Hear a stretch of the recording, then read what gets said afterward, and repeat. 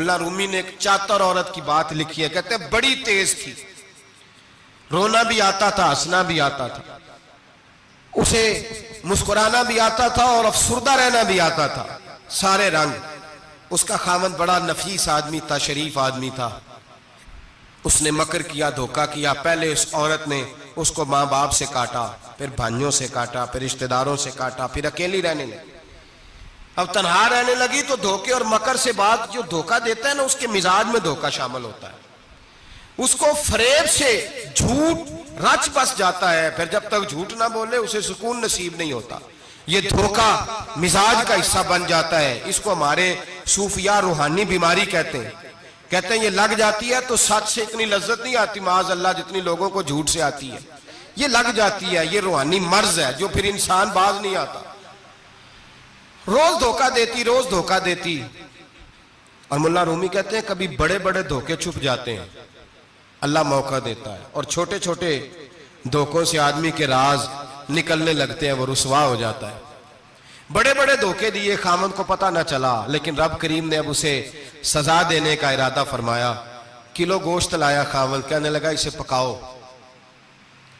इसे पकाओ, अच्छी तरह पकाना, भून कर पकाना, मेरे दोस्तों ने आना है। अब जब औरत ने गोश्त भूना, खाने पीने की बड़ी शौकीन थी, दिलदादा थी, खुशबू ने सताया तो किलो का किलो गोश्त खा गई। घर के अंदर छोटा सा बिल्ली का बच्चा रहता था, छोटा सा, और उस आदमी वो 2-4 दिन पहले लाया था, उसको दूध वूध पिलाता, प्यार करता। खामद आया, मेहमान आगे, गोश्त लाओ। अब बड़ी अफसुर्दा होके बैठी है, बाल बिखरे हुए, आंखों में आंसू है, हालात बड़े बिगड़े हुए। क्या हुआ? कहने लगी मैं नहीं चाहती थी आप दोस्तों के सामने रुसवा हूं, पर मजबूरी बन गई। गोश्त भून के रखा था, बिल्ली का बच्चा सारा ही खा गया। आपको समझाया था ना लाए घर। सारी जिंदगी जो आदमी धोखा खाता है वो कभी नुकसान नहीं उठाता। अगर उसका नुकसान होता है तो वक्ती होता है, नुकसान उसी का होता है जो धोखा देता है। सारी जिंदगी एतबार करता रहा, जब कहना किलो गोश्त ही खा गया। अब अल्लाह ने राज उसका जाहिर करना था, अब वक्त आ गया धोखे पकड़े जाने का। खामद कहने लगा मेरी अकल नहीं मानती, इतना सा बच्चा किलो गोश्त खा जाए। उसने कहा तराजू लाओ। तराजू के ऊपर जब रखा तो बच्चे का अपना वजन आधे किलो से कम निकला। उस बिल्ली के बच्चे का उसने तलवार निकाली और जब गर्दन पे रखी, कहने लगा कत्ल कर दूंगा, सच बता। लगी बस मैं खा गई। वो वाला भी मामला बता जो मेरी अम्मा पे इल्जाम लगा। कहने लगी वो भी तेरी माँ की गलती नहीं थी, वो भी मेरा गुनाह था। वो जो तूने मेरी भाभी के बारे में जुमला कहा वो भी उसकी गलती नहीं थी, मैंने इल्जाम लगाया। अब हालात खटने लगे। वो औरत जो कल तक दुनिया को बताती थी कि मुझसे ज्यादा तेज कोई नहीं, देख लो मैं किस अंदाज में राज कर रही हूं। मुन्ना रूमी कहते हैं 3 दुर्रे बरसे, 3 दुर्रे, और वो दुर्रे क्या थे? तलाक, तलाक और तलाक। ये 3 दुर्रे बरसे। न घर वाली रही, न शौहर वाली रही, न राज वाली रही। बाहर निकली, दरवेश के पास गई, कहने लगी हुजूर ये सजा क्यों मिली? आप फरमाने लगे जो धोखा देने वाला होता है वो जिंदगी में रुसवा होता है, वो आखिरत में अजाब का शिकार होता है, उसकी जिंदगी उसके लिए बोझ बनती है। बहुत ज्यादा माल सराहने रख के सोता है पर सुकून उसे नसीब नहीं होता। नींद उसके हिस्से में, धोखा ना दें, फरेब ना करें। हमारे यहाँ तो सरकारी मुलाजमों का ये हाल है कि 9-9 दफा नानी फौत होती है, 11-11 दफा दादे का जनाजा होता है, और कई 100 दफा हालात बिगड़ते हैं। छोटी छोटी बातों पे लोग धोखा देते हैं, छोटी छोटी बात। यहां तक हालात है, हमारी अदालतों का अल्लाह हाफिज है, अब वहां केस जाते हैं खुला के।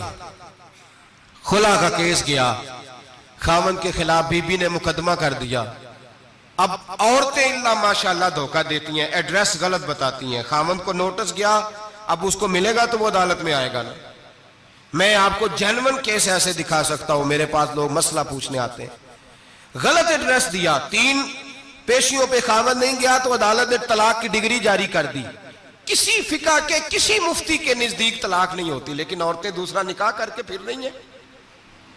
किसी सुने गौर करे, इसमें इख्तलाफ भी नहीं है, मसाला का निकाह नहीं, लेकिन तलाक। अब हमने धोखा दिया, भाई देखे मेरे पास तलाक है यूनियन काउंसिल की, ये मेरे पास तलाक है अदालत की, ये मेरे क्या कर तलाक निकाह यूनियन काउंसिल के साथ होता है कि खामन के साथ?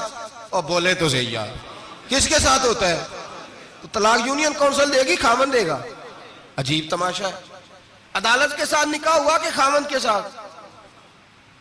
अजीब बात है भाई। किसी जाओ वो चौथे आदमी से कहो तलाक दे दे, कैसे तलाक हो? मोटी सी बात है। और लोग आके घर बसाना होता है ना, और अल्लाह माफ करे इस धोखे में कई दफा सरपरस्त भी शामिल होते हैं और दलीलें देते हैं, कहते जी नहीं फिर डालते गलत है, पाकिस्तान का कानून। मैंने कहा मुझे क्या बताते हो?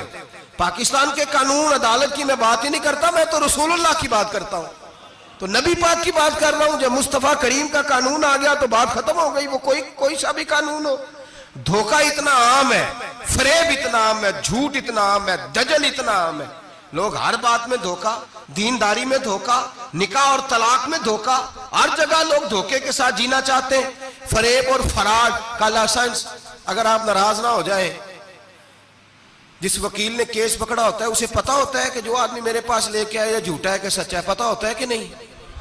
तो चलो होने का मतलब ये नहीं कि तुम वकीलों के दुआले हो जाए, लेकिन ये बताएं उसे खबर होती है कि नहीं? नहीं तो उनको नहीं पता इस गल का। पता होता है ना, तो फिर क्यों उसका केस लेके अदालत में जाता है? पता है ना सारा। जो गाहक साथ गए हुए, और हमारे माशरे में तो मर्द होने की अलामत है, मर्द होने की, चौधरी होने की अलामत है कि यार अगर कोई गलती करके आया तो उसकी सपोर्ट करनी है। ये मर्द होने की अलामत है, ये मर्द होने की अलामत है। मर्द वो होते हैं जो सपोर्ट करते हैं दोस्तों के गुनाहों में, वो मर्द होते हैं। शर्म आनी चाहिए, नजर झुक जानी चाहिए ये बात करते हुए। मैं यारों का यार हूं, यार अगर गुनाह में उलझ जाएंगे तो मैं सपोर्ट करूंगा। चे मानादारत मेरे नबी पाक सल्लल्लाहु अलैहि वसल्लम ने फरमाया अपने भाई की मदद कर, चाहे वो जालिम हो या मजलूम हो। तो सहाबा ने कहा हुजूर जालिम की मदद कैसे करें? फरमाया उसे जुल्म से रोक दो, ये तुम्हारी मदद होगी उसके हक में। उसे मना करो जुल्म से। क्या तो ये मर्द होने की अलामत है कि मेरा भाई आ गया तो जैसे कहेगा मैंने वैसे करना है? उसका हाथ पकड़, उसे मना कर, ये तेरी मर्दानगी की अलामत।